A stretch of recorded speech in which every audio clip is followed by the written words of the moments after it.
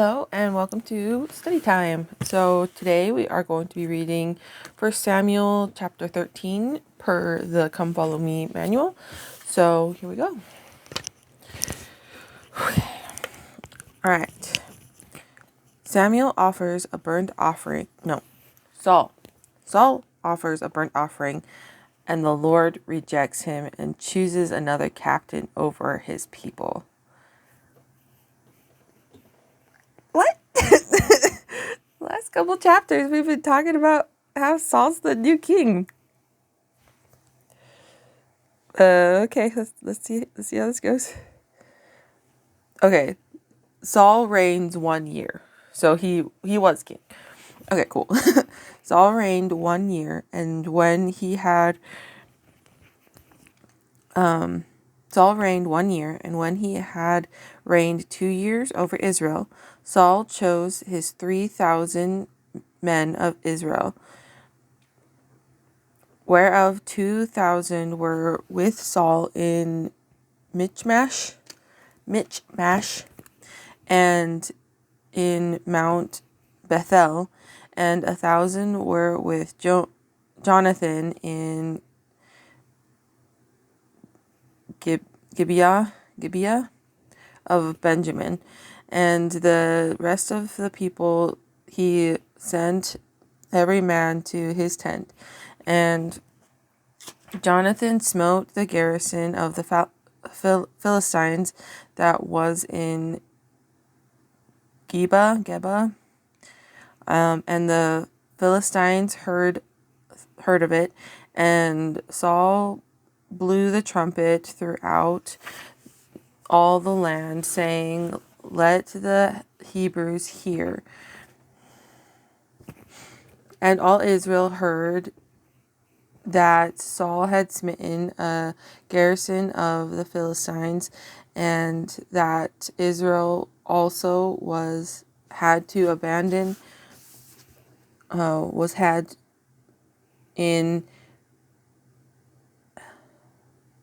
abomination with the Philistines, and the people were called together after Saul to Gilgal, and the Philistines gathered themselves together to fight with Israel, 30,000 chariots and 60,000 horsemen, and people as the sand which is on the seashore in multitude. And they came up and pitched in Michmash eastward from Bethaven. When the men of Israel saw that they were in a strait, for the people were distressed, then the people did hide themselves in caves and in thickets and in rocks and in high places and in pits. And some of the Hebrews went over Jordan to the land of Gad and Gilead. As for Saul, he was set in Gilgal, and all the people followed him trembling. And he tarried 7 days, according to the set time that Samuel had appointed. But Samuel came not to Gilgal, and the people were scattered from him. And Saul said, "Bring hither a burnt offering to me, and peace offerings." And he offered a burnt offering. And it came to pass that as soon as he had made an end of offering the burnt offering, behold, Samuel came, and Saul went forth to meet him, and that he might salute him. And Samuel said, "What hast thou done?" And Saul said, "Because I saw that the people were scattered from me, and that thou camest not within the days appointed, and that the Philistines gathered themselves together at Michmash. Therefore said I, the Philistines will come down now upon me to Gilgal, and I have not made supplication unto the Lord. I forced myself, therefore, and offered a burnt offering." That was kind of crazy. And Samuel said to Saul, "Thou hast done foolishly. Thou hast not kept the commandment of the Lord thy God, which he commanded thee. Now would the Lord have established thy kingdom upon Israel forever. But now thy kingdom shall not continue. The Lord hath sought him a man after his own heart, and the Lord hath commanded him to be captain over his people, because thou hast not kept that which the Lord commanded thee."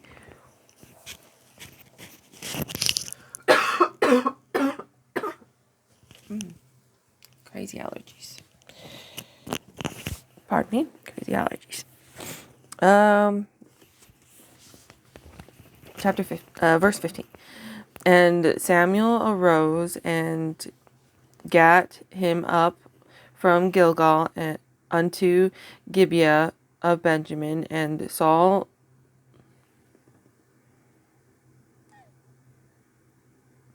Maybe I'll read 14 again. I'm going to reread 14. "But now thy kingdom shall not continue. The Lord hath sought him a man after his own heart, and the Lord hath commanded him to be captain over his people, because thou hast not kept that which the Lord commanded thee." Okay, so I did read all of that one. Okay, 15.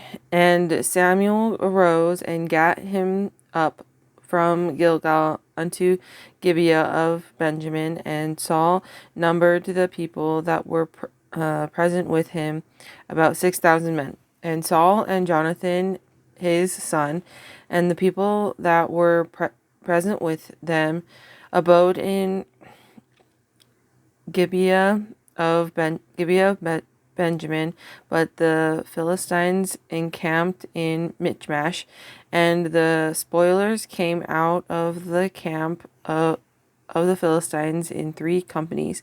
One company turned unto the way that leadeth to Ophrah, unto the land of Shual, and another company turned the way of Bethhoron, Bethhoron,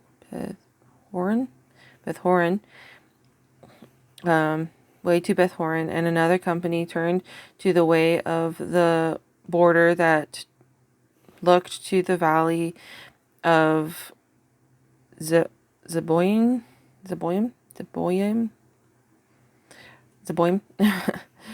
toward the wilderness. Now there was no smith found throughout all the land of Israel, for the Philistines said, "Let the Hebrews make them swords, or lest the Hebrews make them swords or shields." All the Israelites went down to the Philistines to sharpen every man his share, and his coulter, and his axe, and his mattock. Yet they had a file for the mattocks, and for the coulters, and for the forks, and for the axes, and to sharpen the goads. So it came to pass in the day of battle that there was neither sword nor spear found in the hand of any of the people that were with Saul and Jonathan. I'm going to reread that because my brain did not come.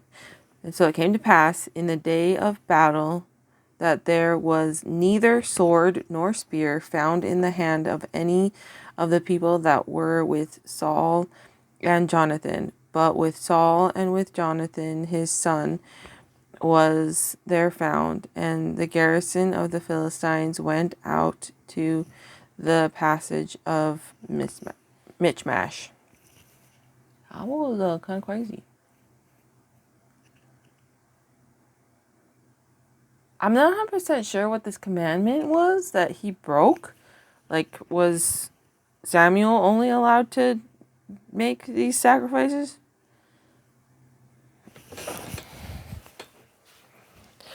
We did skip 2 chapters, so it's possible.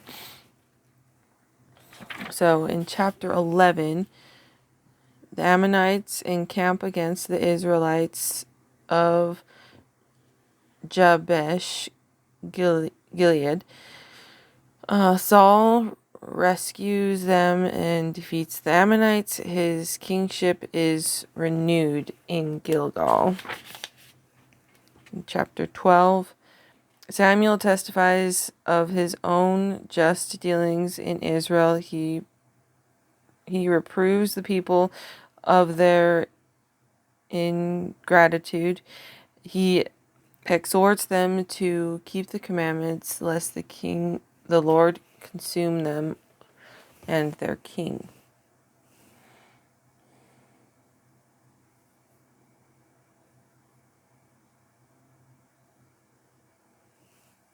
I guess it is punishment because Saul didn't have the authority to make the burnt offering. I don't know. I don't know why the Lord got this mad at him for making a burnt offering when burnt offerings were like kind of a big thing for them. Yeah. I'm really confused. Let's see what this says.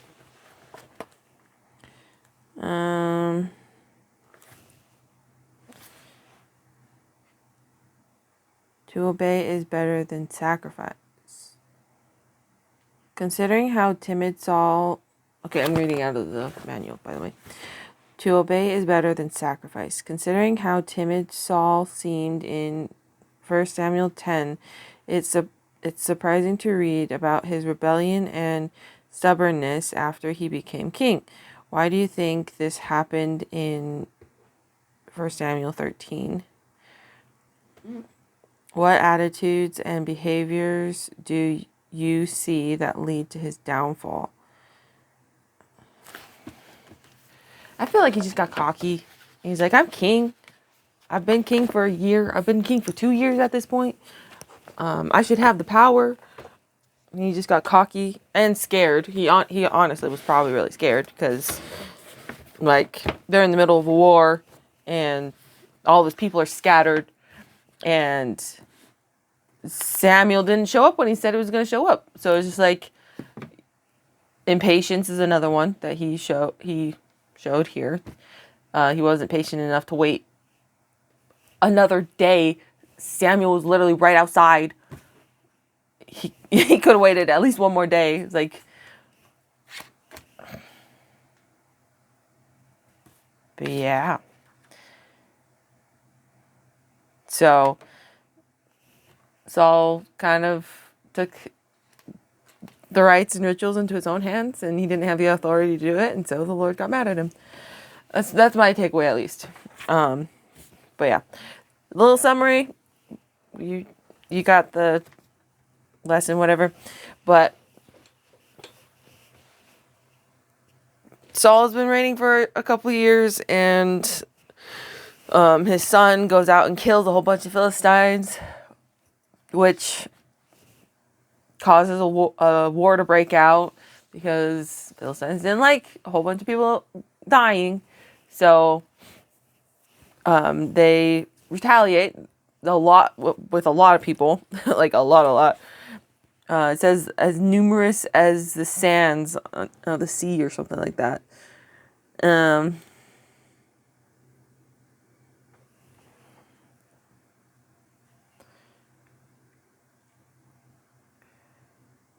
And people as the sand which is on the seashore in multitude. So they were as numerous as the sands of the sea. So they, or sands on the beach. They had a lot of people. And so they scared the Israelites. And so they ran to Saul. Like, hey, what do we do? And then they just kind of scattered after, like, I don't think they said, what do we do? But they just ran away because, like, what are they supposed to do? They're getting attacked by a ton of people and they can't handle it. They're not warriors. They're just like farmers and people, especially women and children. They're just like, what? But they get scattered. And what was this before?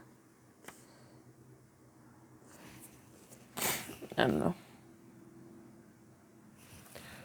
I don't want to stop recording because I'll have to reread the whole thing.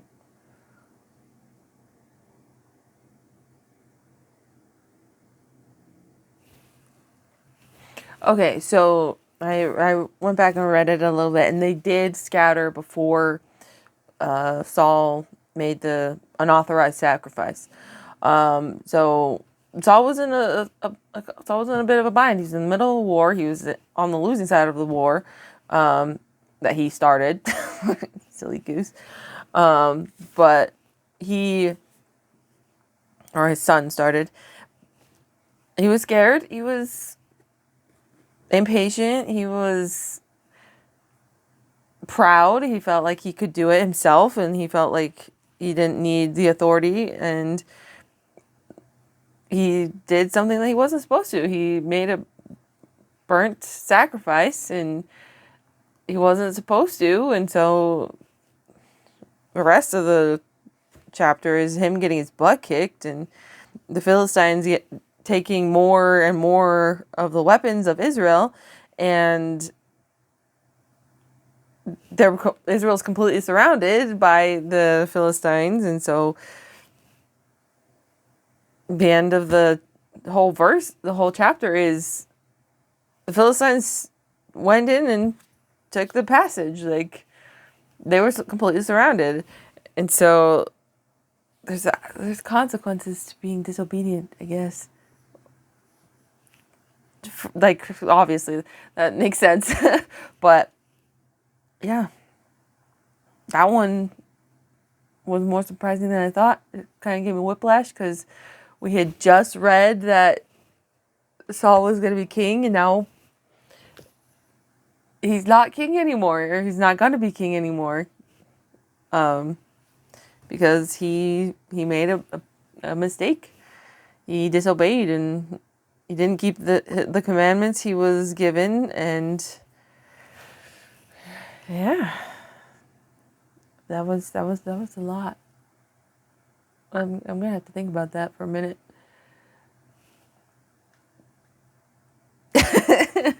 Well, thanks for coming to this. This was probably one of the more chaotic readings, but yeah, thanks for coming. Come back next time, I guess. Tomorrow we will read 15 and 16. I'm reading 15 and 16 tomorrow because I might just make two videos on it tomorrow. But I need to read 15 and 16 by today's Friday, and I need to read this by Saturday. So I'll probably just read both of them tomorrow. If I'll have time. I'll have time before Garrett wakes up.